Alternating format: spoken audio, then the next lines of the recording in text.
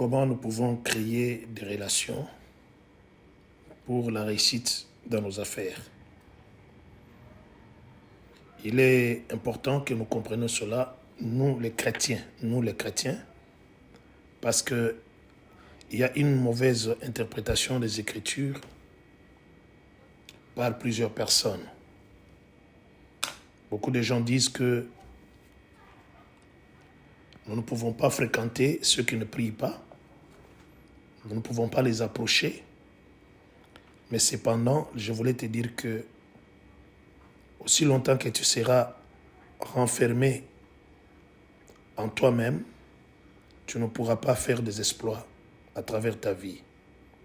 Dieu n'a pas créé l'homme pour être solitaire, mais Dieu a créé l'homme pour qu'il puisse vivre avec les autres. C'est pourquoi Dieu a dit, il n'est pas bon que l'homme soit seul. Il n'est pas bon que l'homme soit seul. Il est important que tu comprennes que tu dois vivre à côté des autres, fréquenter les autres, créer des bons contacts qui peuvent amener l'épanouissement dans ta vie. Et comment nous pouvons créer les bonnes relations, comment nous pouvons créer les bons contacts. Proverbe chapitre 19, verset 7. La Bible dit que celui qui est pauvre, ses amis s'éloigneront de lui. Donc tu comprends que si tu ne travailles pas, tu risques de ne pas être entouré par de bonnes personnes. Et la deuxième chose, la Bible souligne pour dire que tes propres frères pourront t'haïr. Donc, ta pauvreté suscitera la haine de tes propres frères. Il est important que tu comprennes que Dieu veut que nous puissions avoir de bonnes relations. Et comment créer des relations? La première chose, pour créer des relations, il faut que tu puisses faire développer tes potentiels. Tu dois mettre en œuvre, tu dois développer le potentiel. Quand je parle du potentiel, c'est la capacité qui somnole en toi, c'est cette force cachée qui est en toi, un talent non révélé qui est en toi, tout ce qui te reste à faire, ce que tu n'as pas encore fait, c'est ça ce qui est ton talent. Bien-aimé dans le Seigneur, ne reste pas cramponné sur le succès passé, parce que Dieu veut te voir encore dans la gloire, il veut toujours te voir encore dans l'épanouissement, dans la réussite. L'ennemi de votre don, l'ennemi de votre potentiel, c'est le succès passé. Dieu a besoin d'un nouveau témoignage dans votre vie.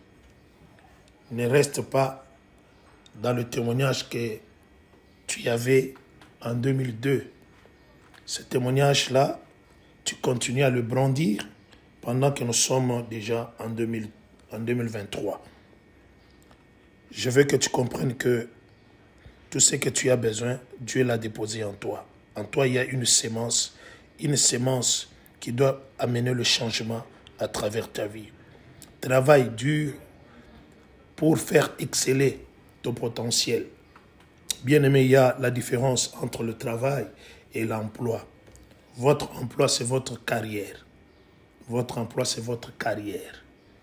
Bien-aimé dans le Seigneur, et votre travail, c'est votre don. Votre emploi t'amènera dans la retraite, mais votre don sera permanent. Donc, tu travailleras jusqu'au jour où toi-même, tu voudras arrêter et personne ne t'arrêtera.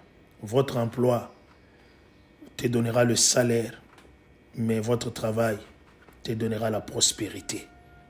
Bien-aimés dans le Seigneur, cultivons, développons le talent que nous avons. C'est alors que une bonne relation, de bons contacts s'approcheront de nous. Parce que l'homme est attiré par ce qu'il voit à travers les autres. Deuxième chose qui attire de bons contacts à travers notre vie, c'est l'excellence dans le travail. L'excellence dans le travail. Travailler, c'est mieux, mais perfectionner ce travail, que ce travail soit excellent, cela va te créer des contacts et des bonnes relations. Et je vais chuter pour dire que la troisième chose, c'est les cadeaux et les dons. La Bible dit, les présents d'un homme lui élargissent le voie et lui donnent accès auprès de grands. Donc tu dois comprendre que ta libéralité et ton hospitalité est une clé pour de bons contacts à travers ta vie. Que Jésus vous bénisse.